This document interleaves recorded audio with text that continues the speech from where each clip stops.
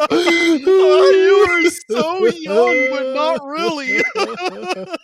You losers. Do you know the Switch 2 can play Switch 1 games? Oh, yeah. Oh. Hey, he's right. Hey, you want to go get some ice cream? Yeah. All right, let's go.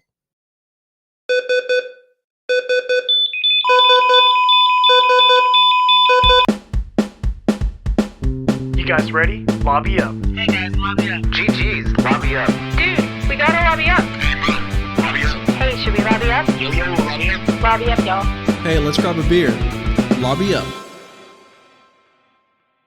How's it going, everyone? Welcome to Lobby Up. You got Matt and Lewis in the pod today. What's up, everybody? Today, it's a sunrise and a sunset. We're talking about the Nintendo Switch. The Nintendo Switch was released on March 3rd, 2017, which was how many years ago now? Oh my God. Eight years ago? Wait, for real? 8? Did we 8 this March? Yeah. Jeez, I keep telling everybody 7. Oh my God. Yeah, that's 8 years ago. Time is fleeting and we're all marching to our death. So anyway, we're talking about the life cycle of the Nintendo Switch, which to me, man, I believe this is up there. At least, don't ask me to give you a dedicated list. This is top 3 best Nintendo consoles ever made. oh yeah, man. This is easily the best Nintendo console since the Nintendo 64. Oh my God. Oh my God. Well, listen, I'm not going to give you the pleasure of just smacking you down over and over for that awful opinion. The correct opinion. The Super Nintendo wants to have a word with you. Which, hey, okay, but since the Nintendo 64, I'm still accurate. I'm within the life since the Super Nintendo. I can't argue logic, so. But the Nintendo Switch 2 is coming out this year, 2025. And before we get started on this wonderful episode, I want the world to know that Matt was wrong, and he owes me a crisp. He's grinding his teeth in front of me, guys. You guys don't even know. He owes me a nice, crisp 2025 brand new $1 bill. I'm gonna give you a $2024 just in spite of this. And I still think that I should have won. I think that Nintendo just, somebody's uncle was working at Nintendo and you just got hold of him and told him to push it back. I call shenanigans. Hello, Jose. Can you go ahead and push that to 2025? Thank you. You'll get $1? Oh yeah, got you. But listen, Nintendo Switch 2 is on the horizon, and I think this is a perfect time to talk about our time with the Nintendo Switch. Definitely. Starting all the way in the beginning. That initial Switch reveal, to me, was really exciting. Yeah, it's setting the bar really high for the Switch 2 reveal, which we've yet to see. I know we all kind of felt like we got the reveal, but really that was just the quote-unquote first look. Just getting to kind of see a little CGI breakdown of what the Switch 2 looks like. We don't really know anything about it or any games that are coming out on it, but that first reveal on the Switch had awesome games shown, like Breath of the Wild was already shown off that early. I mean, that was huge. Yeah, well, if I remember correctly, the initial reveal was for the Wii U, and at that time, we didn't know it was going to be ported to anything other than the Wii U. Right. And I do believe if the Wii U would have succeeded, we wouldn't have gotten the Switch until further down the line. And by that account, we wouldn't have gotten Breath of the Wild on the Switch, in my opinion. Yeah, so the thing is, we got to see some of the Breath of the Wild on being announced for the Wii U, but in that first Switch trailer where you're looking at the Switch, they just casually show Breath of the Wild footage, and you're like, oh, okay, it's also gonna be on this. Awesome. What is that? And what is Link doing? And another great reveal that was so minor, and I just wanted more at the time, and it was so great when we did finally get it, was Mario Odyssey. Yes, dude. Honestly, easily one of my favorite games, for probably all time. That is such a good 3D platformer. I mean, if you just love that nostalgic feel, it hits the sweet spot perfectly. It was so good, and that is when we really got that the classic like the Switch The clip, snap. Yeah. the snap. That Yeah. is iconic in our household. Anytime that comes up, Johnny Lee laughs because she remembers during the initial reveals, the first couple dozen directs, you would get like, let's go ahead and switch on over, and they kept using it as a really stupid pun. Yeah. I'm sad they eventually dropped that. I wish they would have done it up until the end. Let's go ahead and switch on over to Switch 2. Well, I got a little bit of the hint of some sort of similar sound with the Switch 2's Joy-Cons snapping on. And I think that we're probably going to have a similar kind of sound that's going to be referenced all the time with this new console. Nothing will ever beat the Switch sound. I'm sorry, but that is, to me, an iconic sound of gaming that will echo throughout time, to be honest. Oh, yeah. But moving on, when we finally got our hands on the Switch, I had very positive things to say about it, to be honest. Well, so funny enough, man, like you got the Switch very quickly and I did not. I didn't get a Switch until you and Johnny Lay and several of my other friends got one for me for my 25th birthday. I completely forgot that.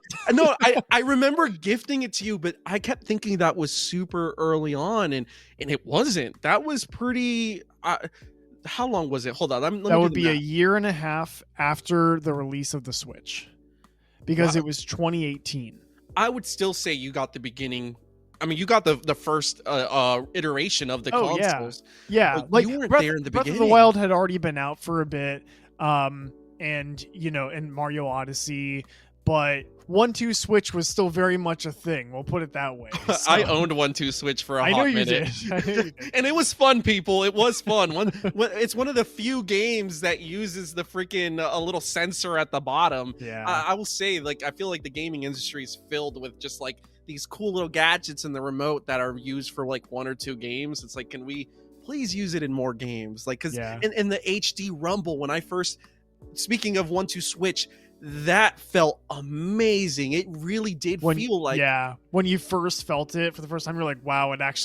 It was pretty wild. You felt like there was like actually those little marbles rolling around inside, and it was never used again. Like, what the technology in the remote was just so awesome. And we're still in the beginning era, so I'm thinking like, what is this gonna feel like with Smash? Am I gonna feel electrical, shocks through this with Pikachu? And it's like, what is this gonna feel for Mario Odyssey? Like, the sky was the limit at that time, and the fact that it was never used again was actually pretty sad. Yeah, and it winds up being one of those things. Like, PlayStation has a similar situation where they're trying to show off the remote with their demos and games, and then if it's not a first party game, these developers just don't use the tech. It's really sad. But yeah, you're right, man. There's so much tech built into these Joy-Cons, and all they're known for is stick drift, sadly. Oh my god. which in the beginning era of this console, no one knew that was going to be such a massive. Granted, I'm sure the techies did, but I didn't get stick drift till like sometime in my like the middle ages of the console. And in Nintendo's defense, if you just took 5 minutes and took a little trip to your UPS store, you could get your Joy-Con sent into them and fixed for free. You and I both did. Yeah, we both did that before. And if they couldn't fix it, they just send you new ones. They don't do that anymore, though. They'll charge you now. But for a while, though, you really could do that. So, I mean, they did make a solid effort. Kinda. Kinda. So, I was an early adopter of the Switch. The console came out right around my birthday, so it was a birthday present from, my wife to me. And from Nintendo to you. Yeah, right. And I loved it. The Breath of the Wild was just it was game of the year. It was just a life-changing experience for most Zelda players. And then time passed, and then everyone decided they hated it. I don't know. And well, because the market got saturated with copycats because once they saw the formula, they were like, oh, we all got to get a slice of the pie. And then everybody was like, what's this Zelda game doing like all these other things in the market? And it's actually the one that came before everything. bro, So. Genshin Impact got booed because it Yeah. was so similar to Breath of the Wild, Yeah. which is insane. Well, the thing is, if you make such a similar game where you've got like a glider you hold on to, that's like a key characteristic. You can see crap out in the distance and walk to it. And I don't know. I think that like that recipe has been done to death. And really the only developers who can redo it and make it better are Nintendo Yeah, when they 'cause did Tears Tears of of the the Kingdom, Kingdom. So We'll get to Tears of the Kingdom, people, because you can't talk about the Switch lifespan without Tears of the Kingdom. Yeah. But Breath of the Wild was just so iconic. I remember going to your place and you were showing me Horizon Zero Dawn. Yeah. And I've never played this game, never played it. And I started playing it, and intuitively I started playing it like Breath of the Wild. Yeah. And you're like, how did you know how to do that? And I was like, it's like Breath of the Wild. Yeah. It was so you could tell that time era that everybody was borrowing just a little bit from Breath of the Wild. yes. And Yes. so much so that I picked up a game I've never played before and instinctively knew how to play it, which says wonders for just how influential Breath of the Wild is, Oh, thanks yeah. to the Nintendo Switch. Definitely. I mean, Breath of the Wild is irrefutably, it's kind of like the second coming of Ocarina of Time, in my opinion, without the dungeons. Not talking about it in that regard. I'm talking Yes. about, like you said, its influence. There's a lot of mirrors I'm going to be making about the Switch to the Nintendo 64. So buckle up, buddy, 'cause, there are plenty. No, let it be known, guys, before we continue this episode and move along, I do love the Nintendo 64. And if you don't know that, go listen to our episode on Worst age consoles. Worst age consoles. It is the worst age console, spoilers for me, but I love my little old man that plays my crappy little games. I love them. But no, dude, the Switch really did have some extremely influential games. And in my opinion, I think kind of moving forward into kind of like the meat and potatoes, so to speak, of the Switch's lifespan, you start to see how it truly is a golden era for Nintendo because it's so similar to the Nintendo 64. I'm waiting. Because it had two 3D Zeldas, okay? Yes. It had completely taken over the handheld market. You have integration of handheld capabilities into the console, right? So, for example, let me draw the parallel. So stay with me. I'm here. You've got your Pokemon game on Game Boy. You're throwing that sucker into your transfer pack. You slap that sucker onto your Nintendo 64 controller, and then you just transfer all those Pokemon into Pokemon Stadium. What console could you do that on? The Nintendo 64. And in the Switch, all of those Pokemon games are now on the console, and there was two main generation ones on there. And you know what the icing, the chef's kiss? We got another Pokemon Snap. Okay, Pokemon Snap is Mic drop. so good. Mic drop. Underrated gem, to be honest with you. I feel like it exploded everywhere. You couldn't open up any social media without the picture of the two Bidoofs. Like that's an iconic photo for that game. It was everywhere, and then it was nowhere. Yeah. It Yes. like completely died overnight. You're And right. It was really shocking. Yeah, I don't either. Sierra and I were addicted for weeks. We played like every single night, and then you're right. It just got dropped, and I don't know why. It even got DLC for free, and it just didn't get talked about. No streamers were like going crazy about it, but Pokemon wasn't done there. They weren't done because you know why? They reinvented the game. They came out with this. They said Breath of the Wild. You like Breath of the Wild? Well, guess what? We got Breath of the Wild Pokemon with Pokemon Arceus. And that was so good that it made my wife buy a Switch just to play it because she walked in and watched me playing it. She was like, "This isn't Pokemon. I know Pokemon's stupid and boring." And I was like, "No, this is Pokemon." And she's like, "Let's go get me a Switch." Well, it's funny that you say the game that got your wife to buy a Switch, because there is a game that got every single person on the planet to buy a Switch. So much so that the Switches were being scalped for almost triple the price in the middle of the pandemic. And you cannot deny the influence of Animal Crossing, dude. Everybody was just vibing. Animal Crossing, I will say, is, other than Pokemon Go in 2016, is another renaissance of Nintendo bringing world peace in a time where people really needed it. And I can't understate how important Animal Crossing was to the gaming universe. It is probably one of the most important games of all time, and the fact that it's housed on the Switch, we can't talk about our time on the Switch without talking about Animal Crossing. And that got my wife to buy her own Switch and to do her own island. There was a non-gamers, bro, with Switches. If you want to talk about another parallel with Switch and another Nintendo console, the Wii comes to mind, because I remember being in the height of COVID, working with these patients who are quarantined, full-blown COVID. I'm in complete hazmat suit, and they're just clicking away on their Nintendo Switch. 75 years old, hasn't gamed since Pong, and they were playing the Nintendo Switch. That, I can't understate how important this console was in 2020. Were they playing Animal Crossing? They were playing Animal Crossing. They were playing the Nintendo games that come with the online. They were, because I remember seeing some people just playing the OG Mario, and I'm like, oh, like, that's really cool. And it's like, yeah, my son showed me how to do it, and I'm like, that's awesome. And then there was another game, and I think it was the new Super Mario Deluxe is what I would see here and there. Okay. I had to really think about it. It was a couple games, granted. It was so I was focused on not getting the vid but I remember seeing it with these patients, and it brought joy to people in such a dark time in our history. Well, I would argue that Animal Crossing New Horizons, Yes. I think that game really sparked the cozy game subgenre and community.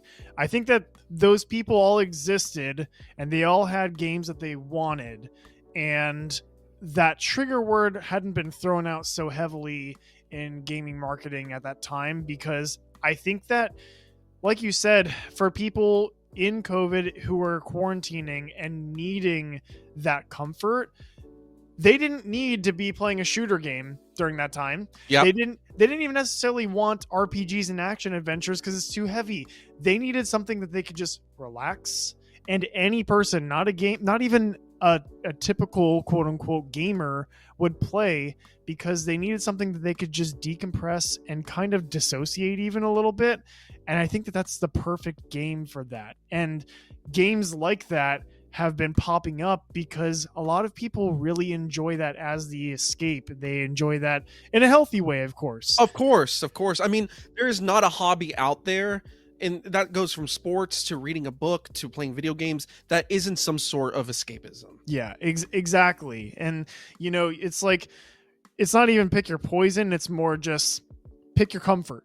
And that's what this is. And so I really, really agree with you. I think that that's a really good way of putting it, that this was a very important game. And funny enough, before you said COVID, I actually thought that the game that you were going to say was Mario Kart, because this game has sold so much. And funny enough, I didn't own Mario Kart 8 the entire time I owned a Switch. That's a testament to how many games there are to play on the Switch, dude. Yeah. I never even owned it. I own like over a dozen Switch games, but I never even bought it. I played it many a times with friends, but yeah.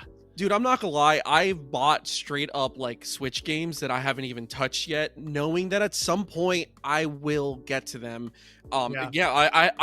I don't even want to name all of them because it's slightly embarrassing, but like I see them on sale, or it's like a buy one get one, since Nintendo games never go on sale. Yeah. If GameStop's doing a buy two get two free, I'm gonna buy 2 Switch games and get 2 Switch games for free. Yep. Even if I don't play them like even in the next 5 years. Yeah. Thank God the Switch 2 is backwards compatible, because like I will always have the backlog of Switch games I bought. But your backlog's just gonna get bigger and bigger, baby. Well, you know, I think the Switch, more than any console ever, has so many good games. So many, Matt, that you can toss a freaking stone and hit an instant classic easily at any given time. And with that being said, you brought up Mario. We've brought up Animal Crossing, all the Pokemon games. But one of the best games on the Switch is Super Smash Brothers Ultimate. Oh, yeah. Okay. Yeah, well, so this is, I mean, really, if you look at the Super Smash Bros. Formula, what do you have, right? You started off where? Where, Lewis? Did that series start off? For me, I started back in 1999, all the way in the Nintendo 64. The Nintendo 64. You're right. But guess what? The best one isn't even on. That's not the best one. People are playing But it's Melee. the inception of this game. The inception of this game you're toting. Okay, so what I'm saying is the formula of this game is add more people, add more maps, make it have more fun abilities, and that's all they did. And they did it to the extreme. They did every single character that's ever existed in Smash, and every character that the community has begged for, basically. So there's 2 trailers that I'm going to mention today, other than the reveal that we already mentioned. This is number 1 of one of the most hype moments of my entire gaming career. The Everyone Was Here trailer had me screaming at the top of my lungs. I'll never forget. I was in my apartment sitting next to she was my wife at the time. I had to think about it. We were sitting there and we're watching the Smash Bros. Trailer. I'm super freaking stoked. And I'm just seeing Ice Climbers and Young Link. And I was like, oh, dude, they're bringing back a lot of characters. This is so exciting. And then Snake drops down and it's like, and it says, oh, everyone is here. And I look over to my wife and I'm like shaking and I'm hyperventilating. And I'm like, everyone is here! Like freaking out. And she's like, bless my wife's heart, especially during that time. She was less of a gamer. She knew how important that moment was to me as a lover of all things Smash. And I just hopped up like Mexico just won the World Cup. I was so freaking excited. And that's a memory, dude, with the Nintendo Switch, with Smash Ultimate, with gaming, that just, to this day, in my darkest days, if I think of that, I will still smile. Yeah, man. I mean, it was such a hype moment, and there's so much hype even after that with all the DLC characters that they announce. I mean, just things that you would never have imagined being able to collaborate with Smash got into this game. Literally, my personal 2 ultimate, like, if you want to talk about ultimate, like, this is the definition of ultimate to me. Characters of all time made it into this game. Characters that I'm like, for both of them had multiple reasons. I'm like, they'll never make it in this game. There's no reason they'll ever make it in this game.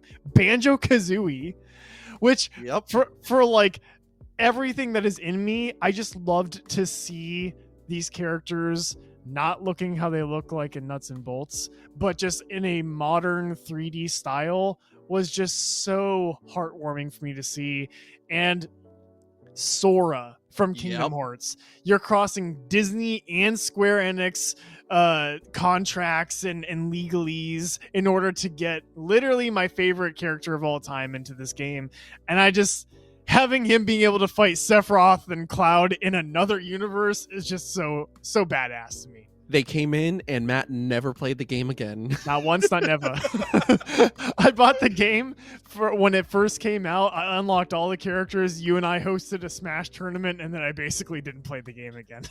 I met a bunch of great people through Smash Ultimate.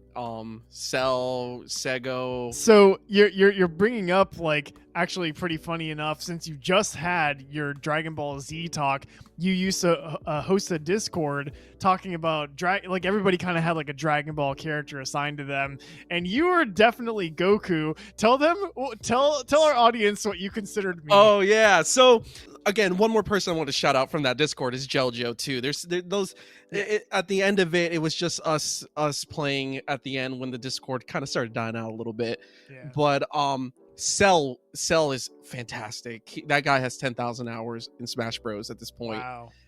I got wins on you, bastard. Just remember that. But he was Cell from Dragon Ball Z, and I was like, I'm Goku, like, especially at that time when I was really, really good. And then I would talk to them about you, and I'm like, dude, I have a friend named Matt that's so much potential. He's so good at this game, and he just doesn't reach it. And in the spirit of Cell and Goku, I'm like, he's such a Gohan. Like, he just had like a spurt of awesomeness and greatness, and he reached Super Saiyan 2, and he's like so good, and now he's a whack ass scholar. Like, it's so accurate because I mean, like, I got my Bowser so like pretty decent. Like, you and I would spar. I don't think I ever took down your Samus, but you took down my Donkey Kong and my your K. Rool. DK, beaten your K. Rool, and like, I hold on to those wins, man. Like, I hold on to them. Those wins for you is how I feel about Cell when I go in my little tags and I see his username and I have wins next to it. I'm like, whether you self-destructed or not, I still beat you. You might have been super drunk. I don't care. Tired from working all day? Sucks to suck. I won. Ultimately, the golden era of the Switch was just, it was filled with game after game after game, dude. Yes. And I could go all day about the amazing games that was just filled this library. I don't think, objectively, I believe this is probably the most complete library of like bangers out of any Nintendo console ever made. Please correct me if I'm wrong. Like, maybe there's a case to be made for like the Super Nintendo, N64, of course, definitely. I agree with you. N64, definitely. Regardless, there's a case to be made, but I think just the Switch library is I would say probably the number one best library of games. Well, and that's speaking probably strictly just from their first party. They made a huge effort to include big third-party titles in there too, which only helped the console grow even more. Yes. And that is one of the reasons why it's the second best-selling console of all time, and it would have been number one if Sony didn't just pull out random. Oh yeah, hey, we sold 10 more million than we, Oh my god, that's such a Sony thing to do. But you do realize that the Switch is going to surpass the PS2. Absolutely, and that's because as the Switch 2 sells units, the Switch is going to drop in price. Nintendo's going to keep developing more units of that until they outsell the PS2, and then I'm sure they won't care anymore. Yeah, but I believe it's going to a huge badge of honor for the Switch to surpass the PlayStation 2. And I remember I called that. I don't know if it was on an episode or a conversation on the side, but I said that Nintendo, like... Well, I'm not giving you a second $1, so... No, we didn't pay $1, but I'm sure you remember that conversation. Nintendo wants that title. They want it, and they're gonna get it one way or another, even if they pull a Sony and we're like, oh, we just sold these 10 more million too, like back there in this warehouse. It's gonna happen, and I think it is earned. Granted, I don't think I'm not saying the PlayStation 2 wasn't earned, but I think that Nintendo really went for every console sold was with the intention of being the greatest of all time. I think that the PS2 sold well because of timing, mostly. I think the PS2 had an excellent library, but when you are going to Target and you're looking for a Christmas gift for your kid, and you're like, oh, he likes to watch movies, and you see a DVD player that costs $200, and you see a PS2 that costs $200 that plays DVDs, what are you going to buy? There is a universe, it's a utopia, really, and there's a world of peace, no famine, and in that universe, the Dreamcast had a DVD player.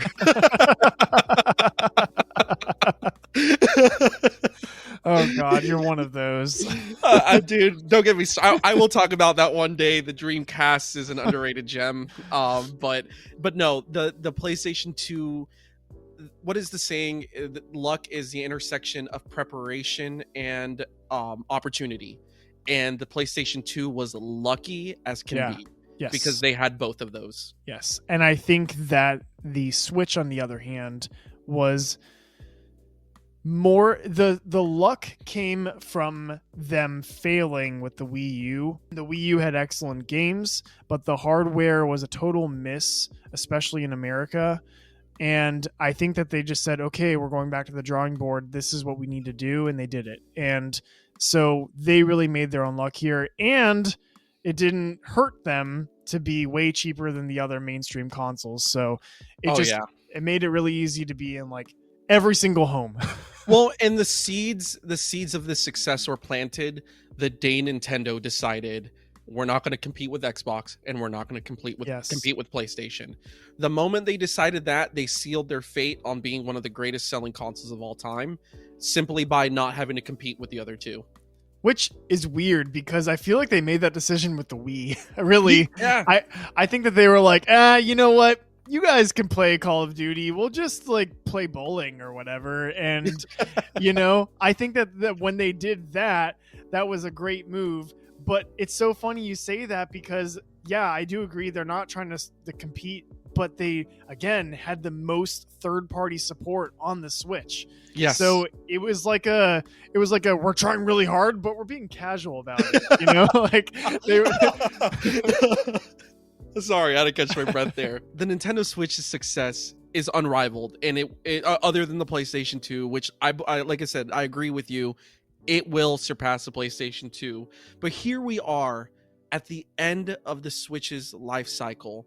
The OLED has released. We have a version 2 of the original. 7 years in, dude. We are 7 years. 8 years.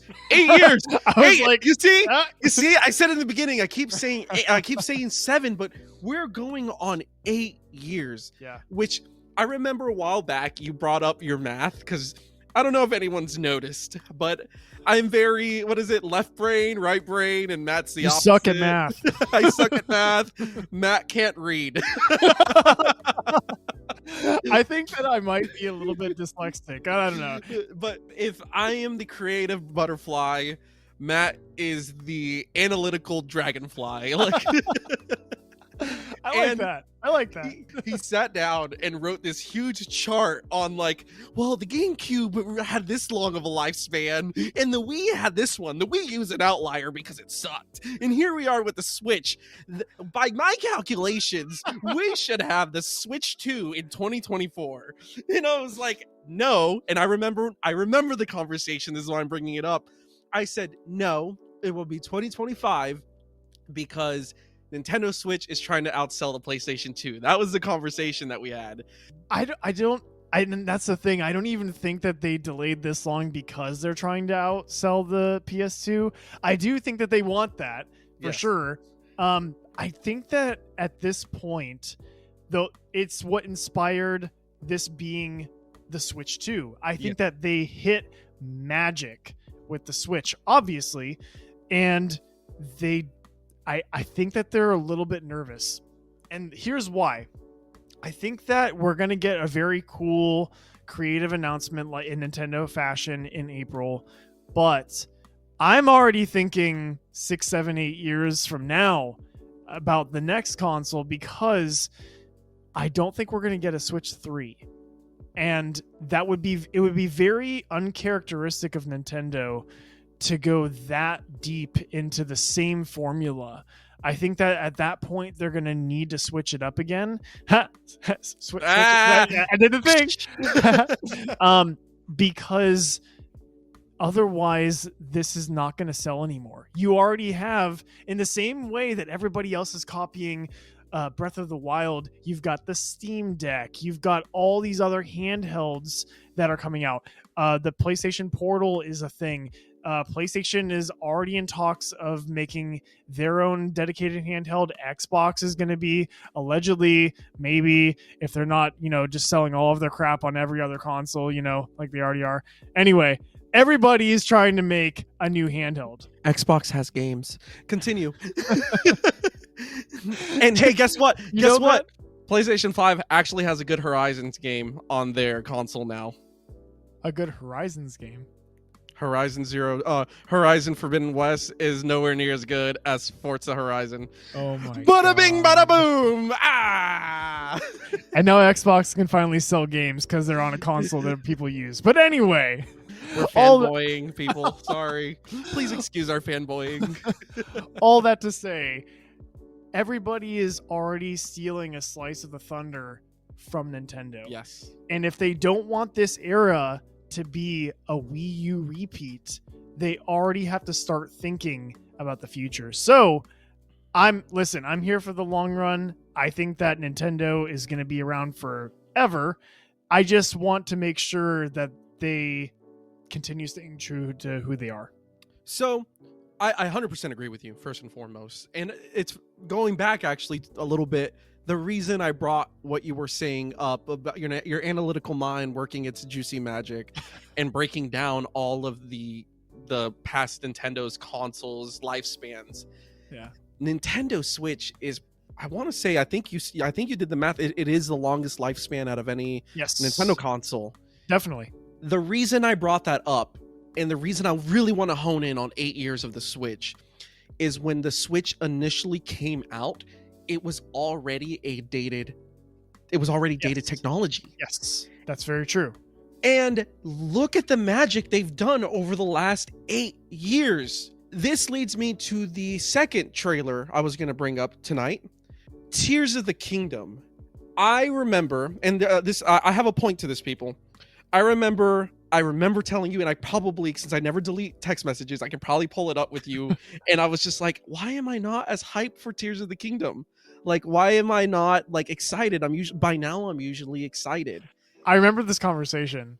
And then they dropped one of the greatest Zelda trailers of all time. The future. The saxophone just intensifies. It was people. I cried. I actually cried during this trailer. It was so fantastic, and it didn't disappoint. No, Tears of the Kingdom didn't disappoint, and they did it on the aging Switch. So take this for example, okay? Breath of the Wild is being shown off, right? Everybody's like, wow, it's big, open world. You get to see way off in the distance. Oh, I can walk all the way over there. Holy crap, it's amazing. And then, do you remember the comments that followed? Oh, this is going to be on the Switch. Look at the hardware. How is it going to be able to handle this? And it did fine. So then you come around with Tears of the Kingdom, which is literally the entire Breath of the Wild map twice and a half. Yes. Along with new areas. So the thing is, the Switch's hardware, it's enough for what Nintendo wants to do with it. Looking at you, Scarlet and Violet. Oh my God, don't get me started. It's enough to do what it needs to do. And I think that whatever hardware Nintendo has, they're going to do great things with their first party titles. Again, I'm concerned and anxious to see how they go in the future. So I guess my final thoughts for the end of the Switch's life cycle, I would have to echo what you're saying. Nintendo is re-entering a market that they created. Yeah, and the cards are stacked against them. Yeah. But there's one thing that none of those consoles have, or those handheld devices have. Mario. That's Mario, and that's Zelda, and that's Pokemon, and that's the creative minds at Nintendo who are, bar none, in my opinion, the best developers on the planet. Easily. And that's what, it's so funny, but gamers get so caught up in the technicalities and the minutia that they forget that what we're going into all this, what you and I are talking about right now, what everybody is so passionate about is games, not hardware. Games. Yes. And so if you have good games, the console will sell, unless it's the Wii U. Yeah. because that had good games, but that was more marketing than anything. But anyway, I digress. The thing is, the Switch 2, what it has going for it is that it's familiar. Everybody already knows what they're signing up for when they purchase this console. It's literally the same thing they bought 6, 7, 8 years ago, but improved and better games, new games. So it's got a lot going for it. Because like you said, the IPs and the developers are still there. They can work their magic the way that they want to with this new shiny hardware, and I'm excited to see it though. Yeah, I think that the Switch 1 can rest easy knowing it made history. Yeah, It is absolutely. it is one of the greatest consoles ever made, and I am so happy that these last 8 years I got to spend. I don't want to get too sappy, but the last 8 years, because of the Switch, directly because of the Switch, I've met some of the coolest people out there. Another person that I wanted to mention too, because I didn't, one of my friends, D-Mac, I met through Smash Bros 2. And the reason I didn't mention him is he fell off pretty quickly on the Discord, but like I met him through the Switch and he's one of the coolest guys ever. You and I, like, our friendship got closer because of that. I made a Animal Crossing page on Facebook and met cool people there. Like, the Switch, more than any console, the reason I'm bringing all this up, and I guess this is my closing thoughts on the Switch as a whole, the Switch, I think it may be because of its mobility and the way you can move it around to different places. I wasn't confined to just my living room. I could take it anywhere and meet anybody, and I literally did over the last 8 years. And that's something that I could have never done with a PlayStation or an Xbox. So for the Switch, you are a friendship making machine, and for that, Nintendo, I appreciate that. That's a really good way to put it, bro. I share that sentiment. Growing up, my family was always moving around. My dad would be doing a lot of work that would require us to not be at home. And so I was a big gamer though. And so the thing that I invested in so much, even more than that N64 that I love, is my Game Boy. And that was huge for me, was always having that on me. If I went anywhere, it was got my iPod and got my Game Boy Advance SP, and I was always playing Pokemon, always playing Golden Sun. I love that era of gaming, and it has a lot of nostalgia to me. So being able to take my Nintendo console wherever and also be able to set it up in the living room and play it on my TV, that's a really golden formula. And I really, really am looking forward to see what Nintendo's got for us next. Absolutely, dude. And one last thing, the Switch really got us gaming with our wives.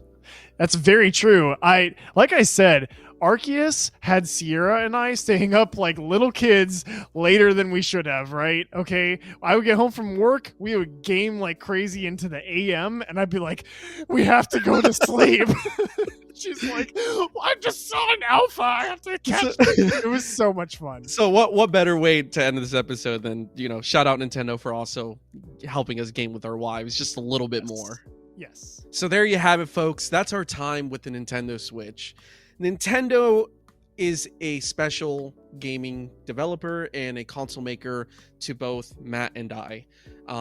We grew up being Xbox fanboys. I was the Xbox fanboy, and Matt was the PlayStation fanboy. But we always took solace that at the end of the day, him and I can meet in the middle and play on the latest Nintendo console, no matter what.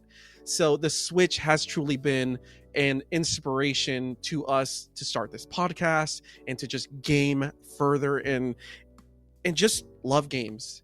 So with all that being said, if there's a console manufacturer, a gaming developer that is bringing you close to your friends and to your family, embrace that. There's nothing to be ashamed of. We here at Lobby Up are just big old Nintendo fanboys, and we're going to wear that loud and proud till the day we stop gaming, which will be on our deathbed with the Switch. With that being said, thank you for lobbying up with us. Bye, guys.